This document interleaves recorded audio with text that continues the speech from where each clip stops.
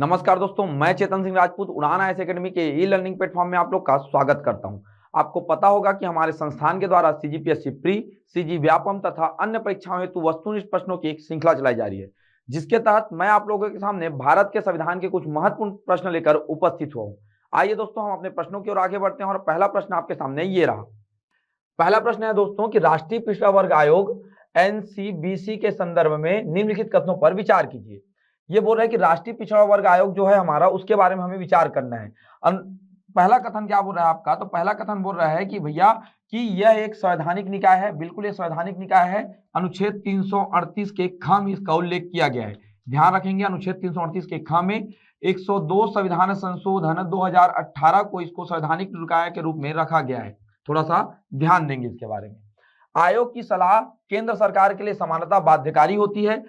ये गलत है दोस्तों, ये केवल और केवल सलाहकारी होती है, सलाहकारी बाध्यकारी नहीं होती है। थोड़ा सा ध्यान देंगे इसके बारे में। दूसरी चीज देखते हैं, आयोग अपनी रिपोर्ट संसद में प्रस्तुत करता है। ये संसद में प्रस्तुत ना करके एक प्रेसिडेंट को प्रस्तुत करता है। किसको प्रस्तुत करता है? प्रेसिडेंट को प्रस्तुत करता है। कहने का मतलब यह है कि आपका दूसरा और तीसरा कथन आपका गलत है। अब इसमें क्या पूछा गया है आपसे? तो ये पूछा गया आपको कि कौन सा कथन सही है। ये आपको देखना है कि कौन सा कथन सही है। तो केवल एक कथन आपके सही है, तो इसका सही उत्तर होगा केवल एक। केवल एक इसका सही उत्तर होगा। ध्यान रखेंगे, केवल एक सही उत्तर होगा। यह एक संवैधानिक निकाय है। बिल्कुल अनुच्छेद 338 के ख में इसका उल्लेख है। 102 संविधान संशोधन 2018 में इसका उल्लेख किया गया है। ध्यान रखेंगे इसके बारे में।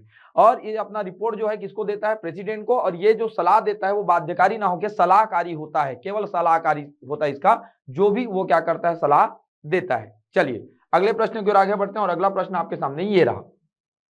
निम्नलिखित कथनों पर विचार करना है। उसके बाद आपको क्या देखना है? तो नीचे देखेंगे कि उपरोक्त कथनों में से कौन सा सही नहीं है, देखना है। देखो, पहले जब भी हम प्रश्न बनाएंगे ना, तो कथन वाले जब भी प्रश्न है तो इसे अच्छे से पढ़ लो कि प्रश्न पूछना क्या चाह रहा है भाई। ऐसा ना हो गौटिया हो कि तुम कुछ भी पूछा थे, सही की जगह गलत लगा था, गलत की जगह सही लगा था। तो अगर पहले देख लो भैया क्या पूछ रही है, सही नहीं है पूछ रहा है, तो भैया हम सही नहीं है ढूंढना है, मतलब गलत ढूंढना है हमें। ठीक है, निम्नलिखित कथनों पर विचार करना है। तो विचार करते हैं पहले कथन पर। संयुक्त राज्य लोक सेवा आयोग के अध्यक्ष व सदस्यों को राष्ट्रपति द्वारा पदच्युत किया जा सकता है। बिल्कुल सही है। संयुक्त लोक सेवा आयोग का मतलब होता है दो राज्यों के लिए एक लोक सेवा आयोग कौन बना सकता है? संसद विधि द्वारा बना सकता है। ठीक है, उसी के जो भी अध्यक्ष होंगे उसी के बारे में बात कर रहे हैं, या सदस्य के बारे में बात कर रहे हैं कि उसको पद से हटाया कौन सकता है? तो राष्ट्रपति हटा सकता है। ये पहला कथन आपका सही कथन है। दूसरा देखो, राज्य लोक सेवा आयोग के अध्यक्ष और सदस्य राज्यपाल के प्रसाद पर्यंत पद पर धारण करते हैं। ये गलत है दोस्तों। इसका अपना कार्यकाल होता है 6 साल या 62 वर्ष में ये क्या हो जाते हैं? सेवानिवृत्त होते हैं। ये राज्यपाल या राष्ट्रपति के प्रसाद पर्यंत नहीं होते। तो दूसरा कथन आपका हो गया गलत। तीसरा देखो, सिविल सेवक की नियुक्ति पदच्युति या अन्य शर्तों में संबंधित राज्य लोक सेवा आयोग की सिफारिश सरकार के लिए बाध्यकारी है। ये गलत है दोस्तों, ये बाध्यकारी नहीं होती। ये भी सिंपल और सिंपल ये क्या होता है? सलाहकारी होती है, बाध्यकारी नहीं होती है। याद रखना इसके बारे में। क्या होती है ये? केवल और केवल क्या होती है? ये आपका सलाहकारी होता है। तो इसमें निम्नलिखित कथनों पे कौन सा कथन सही नहीं है बोल रहा है? तो देखो, दूसरा और तीसरा कथन आपका सही नहीं है। तो ऑप्शन बी इसके क्या होंगे? सही उत्तर होंगे। क्या होंगे? ऑप्शन बी इसके सही उत्तर होंगे। थोड़ा सा ध्यान देंगे इसके बारे में। ठीक है, ऑप्शन बी इसके क्या होंगे? सही उत्तर होंगे। जो दो कथन आपके गलत हैं। चलिए अगले प्रश्न की ओर आगे बढ़ते हैं। अगला प्रश्न आपके सामने ये रहा। भारतीय प्रेस परिषद के संदर्भ में निम्नलिखित कथनों पर विचार कीजिए। यह एक स्वायत्त, वैधानिक और अर्धन्यायिक निकाय है। बिल्कुल सही है ये। अगर बात करते हैं भारतीय प्रेस परिषद का गठन तो 4 जुलाई 1966 को हुआ था। ध्यान रखना, 4 जुलाई 1966 को इसका गठन हुआ था। तो यह एक स्वायत्त, वैधानिक और अर्धन्यायिक निकाय के रूप में इसको जाना जाता है। दूसरा देखते हैं, परिषद के निर्णय को किसी भी न्यायालय में चुनौती नहीं दी जा सकती। बिल्कुल सही है, किसी भी न्यायालय में इसका चुनौती नहीं दे सकते आप। ठीक, समानता इसका अध्यक्ष भारतीय सर्वोच्च न्यायालय का सेवानिवृत्त न्यायाधीश होता है। बिल्कुल सही है। ये तीनों कथन सही है आपके। तीनों कथन इसके क्या है? सही है। और इस पे कौन सा कथन पूछा जा रहा है? तो देखो कि कथनों में से कौन सा सही है पूछा जा रहा है। कौन सा सही? तो ध्यान रखना, इसका तीनों कथन सही है। तो इसका सही उत्तर होगा ऑप्शन सी। ऑप्शन सी इसका क्या होगा? सही उत्तर होगा। भारतीय प्रेस परिषद का गठन 4 जुलाई 1966 को हुआ है। थोड़ा सा ध्यान रखना आप। ठीक है, चलिए अगले प्रश्न की ओर आगे बढ़ते हैं। अगला प्रश्न आपके सामने ये रहा। दो देखिए, कथन दिया गया है और कारण दिया गया है। ये देखो, अभी चुनाव का माहौल चल रहा है भैया। अभी विधानसभा चुनाव है, लोकसभा चुनाव है। तो इसी के बारे में देखते हैं भैया। निर्वाचन आयोग के बारे में प्रश्न पूछा है आपके सामने। क्या पूछता है? देखो, चुनाव के दौरान निर्वाचन आयोग राज्य और केंद्रीय प्रशासनिक अधिकारियों का तबादला कर सकता है या रोक लगा सकता है। बिल्कुल सही कथन है ये पूरा अधिकार किसको हो जाता है चुनाव के दौरान, ये पूरा अधिकार किसको हो जाता है, निर्वाचन आयोग क्या कर सकता है भैया, किसी भी का ट्रांसफर कर सकता है या रोक लगा सकता है। कारण क्या है, तो कारण में क्या लिखा है, चुनाव प्रशासनिक अधिकारियों की मदद से संपन्न कराए जाते हैं। इस दौरान आयोग का प्रशासनिक अधिकारियों पर पूर्ण नियंत्रण होता है। कारण भी सही है, मतलब इसमें क्या बोला जा रहा है कि भाई नीचे दिए गए कोड की सहायता से सही उत्तर का चयन करना है आपके। देखो कथन भी सही है और कारण भी सही है, और कथन कारण मतलब कथन का कारण क्या कर रहा है, सही व्याख्या कर रहा है, याद रखना। तो इसको ऑप्शन अगर देखते हैं कि भैया ए और आर दोनों सही है तथा आर ए की सही व्याख्या करता है, तो ऑप्शन ए इसका सही उत्तर हो जाएगा। ऑप्शन ए इसका क्या हो जाएगा, सही उत्तर हो जाएगा। ध्यान रखना इसके बारे में कि दोनों कथन, कारण और कथन दोनों सही है, और ये कथन का कारण क्या कर रहा है, सही व्याख्या कर रहा है। ध्यान रखना इसके बारे में, ठीक है। चलिए अगले प्रश्न की ओर आगे बढ़ते हैं, और अगला प्रश्न आपके सामने ये रहा। भारत के संविधान में 5वीं अनुसूची और 6ठी अनुसूची के उपबंध में निम्नलिखित में से किस लिए किए गए हैं। 5वीं और 6वीं अनुसूची की बात करते हैं तो ये पूछा जा रहा है कि किस लिए इसका उपबंध किया गया है। तो देखो 5वीं अनुसूची और 6वीं अनुसूची में क्या किया गया है, तो राज्यों को कुछ रखा गया है। जहां अगर बात करते हैं किसके बारे में, तो ये राज्यों की जब बात करते हैं हम, तो 5वीं अनुसूची में, तो ध्यान रखना 5वीं अनुसूची में 10 राज्य को रखा गया है, ठीक है। और 6वीं अनुसूची की बात करते हैं तो इसमें आपके अमित्र मेघा मतलब 4 राज्य को रखा गया है। अमित्र मेघा, इसको मैं थोड़ा सा क्या ट्रिक से बताने का प्रयास कर रहा हूं आपको, थोड़ा सा देखना। असम, मिजोरम, त्रिपुरा व मेघालय, ये जो आपके 4 राज्य हैं इसके बारे में रखा गया है, ठीक है। 10 राज्य की जब बात करते हैं तो 10 राज्य में आपको 3 राज्य का नाम याद रखना है बस। पहले कौन सा, गुजरात नाम याद रख लो, कौन सा, गुजरात। हिमाचल प्रदेश, हिमाचल प्रदेश, ठीक है। और एक नाम और याद रख लो आप, कौन सा, राजस्थान, कौन सा, राजस्थान, ठीक है, याद रखना। अब देखो कि छत्तीसगढ़ को लगने वाले कितने राज्य हैं हमारे सामने, तो भैया हमारे यहाँ छत्तीसगढ़ को लगने वाले कितने राज्य हैं, 7 राज्य हैं। उन 7 राज्यों में से यूपी को छोड़ दो, किसको छोड़ दो, यूपी को छोड़ दो। बचे कितने राज्य आपके सामने, 6 राज्य। अब किसको, यूपी को छोड़ने के बाद 6 राज्य क्या करेंगे, छत्तीसगढ़ को स्पर्श करेंगे, करेंगे कि नहीं। तो 6 राज्य वो हो गया और छत्तीसगढ़ खुद हो गया, तो कितने राज्य होंगे, ये 7 राज्य। तो वो 7 राज्य हो जाएंगे, तो टोटल कितने राज्य होंगे आपके सामने, 10। 7 ये वाले जो अभी बताया मैं आपको, और 3 ये, तो टोटल कितने होंगे आपके सामने, ये 10 राज्य होंगे। और 6वीं अनुसूची में कितने राज्य, अमित्र मेघा मतलब असम, मिजोरम, त्रिपुरा और मेघालय, ये 4 राज्य। मतलब ये जो राज्य दिख रहे हैं ये केवल और केवल अनुसूचित जनजाति के संरक्षण के लिए रखा गया है। किसके लिए, अनुसूचित जनजाति के संरक्षण के लिए इसको रखा गया है। तो याद रखना भारत के संविधान में 5वीं तथा जो 6ठी अनुसूची है उसको किसके लिए रखा गया है, तो याद रखना आपको कि अनुसूचित जनजाति के हितों के संरक्षण के लिए इसको रखा गया है। ऑप्शन ए इसका सही उत्तर होगा, थोड़ा सा ध्यान देंगे इसके बारे में। चलिए अगले प्रश्न की ओर आगे बढ़ते हैं, और अगला प्रश्न आपके सामने ये रहा। देखते हैं कि भारत के नियंत्रक और महालेखा परीक्षक के संबंध में निम्नलिखित में से कौन सा कथन सही नहीं है, पूछ रहा है। क्या नहीं है, पूछ रहा है, सही नहीं है। देखते हैं भैया कौन सा कथन सही नहीं है आपका। उसकी नियुक्ति भारत के राष्ट्रपति द्वारा की जाती है, बिल्कुल सही है। अनुच्छेद 148 के बारे में इसका उल्लेख है। उसके भारत के उच्चतम न्यायालय के न्यायाधीश की भांति इसको पद से हटाया जा सकता है। भैया उसे भारत के उच्चतम न्यायालय के न्यायाधीश की भांति इसको हटाया जा सकता है।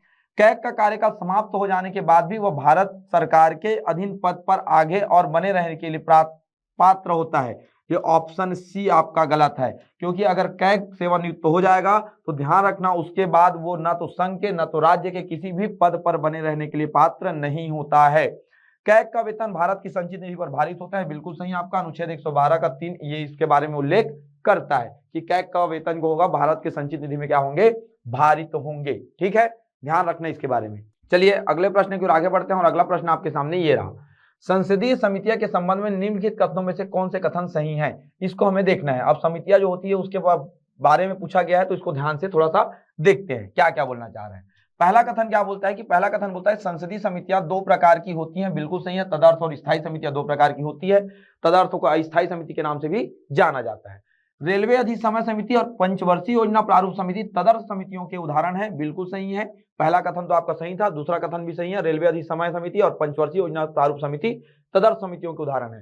तीसरा देखते हैं विशेषाधिकार और नियम समिति, प्राक्कलन समिति, लोक लेखा समिति एवं विधेयकों के संबंध में चयन और संयुक्त समितियां स्थायी समिति के उदाहरण है क्या, तो देखो यहां से लेकर आपका यहां तक, कहां तक, लोक लेखा समिति तक, ये तो स्थायी समिति के हैं भैया। लेकिन ये विधेयकों के संबंध में चयन समिति और संयुक्त समितियां, ये जो है, और संयुक्त समितियां स्थायी समिति के उदाहरण नहीं है, ये दोनों तदर्थ समिति के उदाहरण है। किसके उदाहरण है? तदर्थ समिति के उदाहरण है। तो मतलब जो तीसरा कथन है आपका क्या हो जाता है? गलत हो जाता है।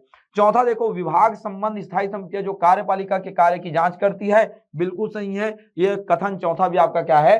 सही है। तो देखो सही कथन पूछा है आपसे, कथन सही बताना है आपको, तो 1, 2 और 4 इसके क्या है? सही कथन है। तो ऑप्शन बी इसका सही उत्तर होगा। ऑप्शन बी इसका क्या होगा? सही उत्तर होगा। इसके बारे में थोड़ा सा ध्यान रखना है आपको, ठीक है। समितियां के बारे में भी ऐसे प्रश्न बनते हैं, तो थोड़ा सा ध्यान रखेंगे आप। चलिए अगले प्रश्न की ओर आगे बढ़ते हैं, और अगला प्रश्न आपके सामने ये रहा। कुछ विधेयकों का पुनर्स्थापना या अग्रसरण नहीं हो सकता जब तक कि राष्ट्रपति की स्वीकृति न मिल जाए। तथापि कुछ और मामलों में किसी स्वीकृति की आवश्यकता नहीं है। निम्नलिखित में से कौन से मामले में ऐसी स्वीकृति की आवश्यकता नहीं है?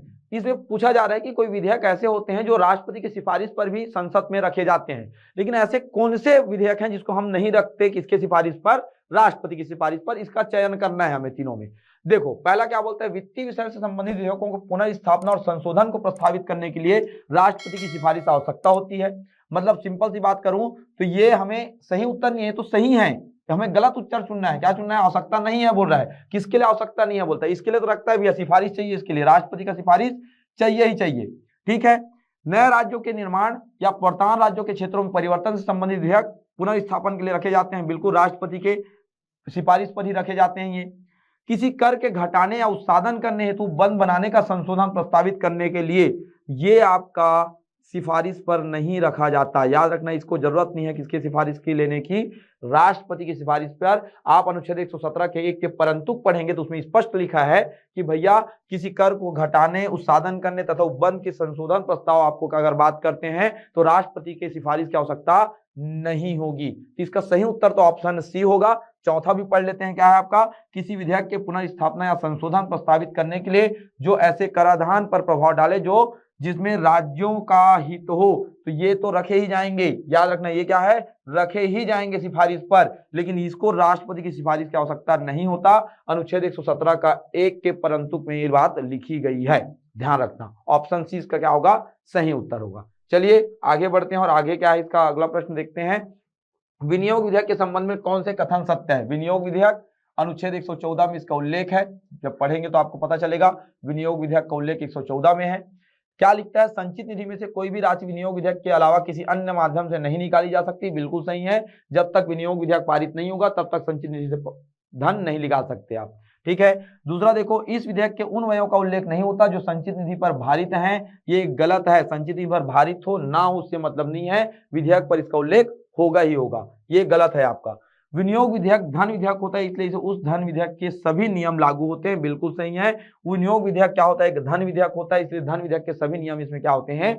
लागू होते हैं। इसमें सत्य कथन पूछा गया, तो सत्य कथन क्या है आपका? पहला कथन सत्य है और तीसरा कथन सत्य है, तो सिंपल सी बात है 1 और 3 आपका क्या होगा? सही होगा। तो ऑप्शन सी इसके क्या होंगे? सही उत्तर होंगे। ध्यान रखना, ऑप्शन सी इसके क्या होंगे? सही उत्तर होंगे, ठीक है। ध्यान रखना इसके बारे में। चलिए अगले प्रश्न की ओर आगे बढ़ते हैं, और अगला प्रश्न आपके सामने ये रहा। प्रधानमंत्री के संदर्भ में लिखित कथनों पर विचार कीजिए, और विचार करने के साथ सही नहीं है चुनना है। याद रखना कौन सा सही नहीं है। पहला देखते हैं क्या बोलता है भैया। तो पहला बोलता है राष्ट्रपति अपने विवेकाधिकार से ऐसे व्यक्ति को मंत्री नियुक्त कर सकता है जिसके लिए प्रधानमंत्री की अनुशंसा न की गई हो। यह गलत है भैया, ऐसा नहीं होता। राष्ट्रपति अपने विवेकाधिकार से ऐसे व्यक्ति को मंत्री नियुक्त नहीं कर सकता जो प्रधानमंत्री ने अनुशंसा नहीं की है। इसमें कहा गया अनुच्छेद 75 में प्रधानमंत्री की नियुक्ति कौन करेगा? राष्ट्रपति। अन्य मंत्री की नियुक्ति प्रधानमंत्री की सलाह में कौन करेगा? राष्ट्रपति ही करेगा, लेकिन अपने विवेकाधिकार से नहीं कर सकता। तो पहला कथन आपका क्या हो गया? गलत हो गया। दूसरा, मतभेद होने की स्थिति में और राष्ट्रपति को किसी भी मंत्री को पदच्युत करने की सलाह दे सकता है। बिल्कुल सही है। अगर बात करते हैं तो उसको ऐसा लगता है किसको? प्रधानमंत्री को। तो प्रधानमंत्री किसको सलाह दे सकता है? राष्ट्रपति को सलाह दे सकता है पद से हटाने से संबंधित, तो उसको हटा दिया जाएगा, ठीक है। वह अपने पद से त्याग पत्र देकर मंत्रिपरिषद को भंग करवा सकता है। बिल्कुल सही है। प्रधानमंत्री अपने पद से इस्तीफा देकर मंत्रिपरिषद को क्या करा सकता है? भंग करा सकता है। अब देखो इसमें क्या पूछा गया था कि सही नहीं है पूछा गया था। 2 और 3 कथन तो हमारे सही है, तो केवल एक सही नहीं है आपका। कौन सा? केवल एक सही नहीं है। तो ऑप्शन ए इसका सही उत्तर होगा। ऑप्शन ए इसका क्या होगा? सही उत्तर होगा। ध्यान रखना इसके बारे में। चलिए अगले प्रश्न की ओर आगे बढ़ते हैं। अगला प्रश्न आपके सामने ये रहा, निम्नलिखित विधेयकों के संदर्भ में विचार कीजिए। क्या विचार करना है? तो देखो विचार करने बोला है भैया, तो पहला क्या बोलता है, नए राज्य के गठन के लिए या विद्यमान राज्य की सीमा में परिवर्तन हेतु विधेयक। ठीक है, ये तो विचार करने बोला है, तो विचार करने के साथ साथ इसमें प्रश्नों की पूरा व्याख्या नहीं है, तो देखते हैं नीचे में कुछ व्याख्या करता है क्या। तो नीचे में व्याख्या कर रहा है, देखो उपयुक्त विधेयक में से कौन से विधेयक जो राष्ट्रपति की पूर्व अनुमति से ही सदन में पेश किए जाएंगे, इसके बारे में पूछा है। तो कुछ प्रश्न के व्याख्या कहाँ दिया गया है आपको नीचे में, तो नीचे भी पढ़ लेना एक बार, जब एग्जाम में आए या टेस्ट में दो तो एक बार पूरे प्रश्न को पढ़ के हमें क्या करना है, आंसर सॉल्व करना है। तो देखो क्या है, तो भैया बोला है कि निम्नलिखित विधेयकों के संदर्भ में विचार कीजिए, लेकिन यहाँ पता ही नहीं चल विचार ही क्या करना है हमें। तो नीचे में लिखा है भैया कि क्या लिखा है, हमें क्या करना है, पूर्व अनुमति किस किस विधेयक के लिए लगता है इसके बारे में पूछ रहा है। तो देखो नए राज्यों के गठन के लिए विद्यमान राज्य की सीमा में परिवर्तन हेतु विधेयक, ठीक है, राष्ट्रपति की पूर्व अनुमति आवश्यक होती है, बिल्कुल सही है। धन विधेयक के संबंध में पूर्व अनुमति आवश्यक होती है, ये भी सही है। धन विधेयक का उल्लेख अनुच्छेद 110 में, लेकिन प्रक्रिया 109 में है, थोड़ा सा देख लेना। राज्य हित संबंधित कराधान को प्रभावित करने वाला कोई विधेयक, बिल्कुल सही है। राज्य के हित को अगर कोई सम्मान है, राज्य के हित में कोई कराधान है उसको प्रभावित कर रहे, वैसे विधेयक भी किससे आएंगे, राष्ट्रपति के पूर्व अनुमति से आएंगे। व्यापार और वाणिज्य की स्वतंत्रता को प्रभावित करने वाले विधेयक भी किससे आते हैं, तो याद रखना राष्ट्रपति के पूर्व अनुमति से ही पेश किए जाएंगे, अन्यथा नहीं। तो मतलब ये चारों कथन आपके क्या है, सही है, क्योंकि चारों कथन में बोला गया कि भैया राष्ट्रपति की पूर्व अनुमति आवश्यक तो होगी। पूछा गया कि पूर्व अनुमति किसमें आवश्यक नहीं होती, तो याद रखना, या पूछा गया कि भैया पूर्व अनुमति किससे आवश्यक होती है, तो थोड़ा सा ध्यान रखना इसमें। देखो अगर पूर्व अनुमति आवश्यक नहीं होती लिख देता और यहाँ उपरोक्त में से कोई नहीं लिख देता तो आंसर हो जाता। तो सिंपल सी बात है, प्रश्न कैसे भी मॉडिफाई हो सकते हैं, इसका कोई विकल्प नहीं है, लेकिन ओवरव्यू आपको रखना है कि किसमें किसमें पूर्व अनुमति आवश्यक होती है, तो ये चारों में होती है। तो याद रखना इसका सही उत्तर क्या होगा आपका, तो इसका सही उत्तर होगा ऑप्शन बी, चारों कथन सही है, इसमें चारों में पूर्व अनुमति की आवश्यकता होगी। याद रखना चारों कथन में क्या होगा, पूर्व अनुमति की आवश्यकता होगी।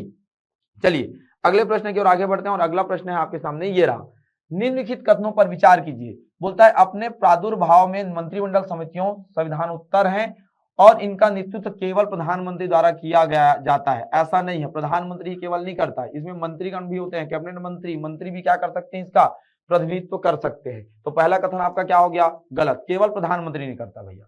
देखो मंत्रिमंडल समितियां में केवल कैबिनेट मंत्री शामिल किए जाते हैं, ऐसा नहीं है, अन्य मंत्री भी शामिल हो सकते हैं, इसका स्पष्ट उल्लेख नहीं है भैया। अन्य मंत्री भी क्या हो सकते हैं, इसमें शामिल हो सकते हैं, जरूरी नहीं है कि मंत्रिमंडल ही शामिल हो, राज्य मंत्री भी क्या हो सकते हैं, स्वतंत्र प्रभार वाले शामिल हो सकते हैं। तो दूसरा कथन भी आपका क्या हो गया, गलत हो गया।